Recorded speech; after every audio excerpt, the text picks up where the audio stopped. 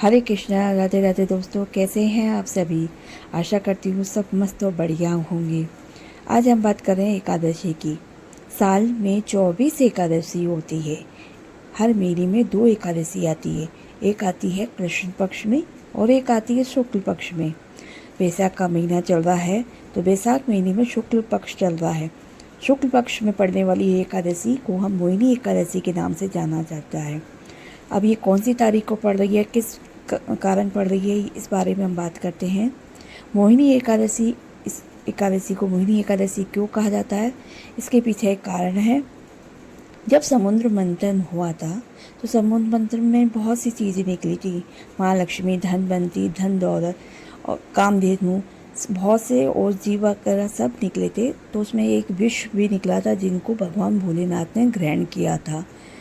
उसके बाद में अमृत निकला था। अमृत को देखकर दानवों और देवताओं में युद्ध होने लग गया तो दानव लेके भागने लगे। तो भगवान विष्णु को चिंता हुआ, विष्णु हुआ कि अगर इन दानवों ने ये अमृत को ग्रहण कर लिया तो ये अमर हो जाएंगे।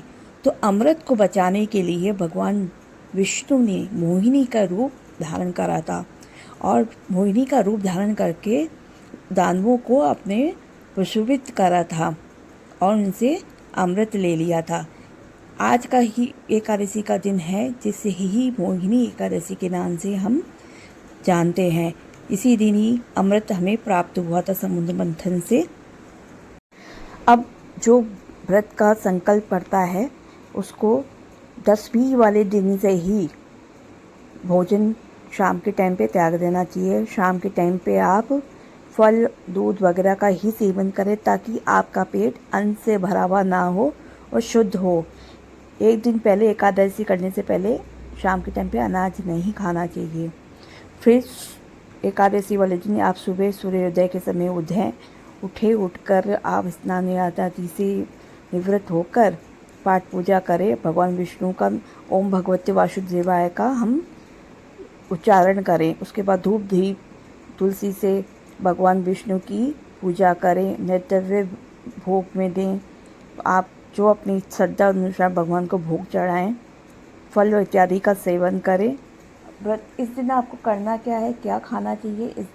इस एकादशी व्रत में अन्न का त्याग करके फल इत्यादि, दूध आदि का सेवन कर सकते हैं। इस दिन साग सब्जी का भी सेवन नहीं करते, ना दातून वगैरह करते हैं। इसको कौन करता है, कौन नहीं कर सकता, इस बारे में बताते हैं कि 8 वर्ष से लेकर 80 साल के लोग तक कर सकते हैं। लेकिन उन लोगों की मनाही है जो दवाई वगैरह ले रहे हैं, जो बीमार हैं, वृद्ध हैं, गर्भवती स्त्रियां हैं और छोटे बच्चों को मना होता है।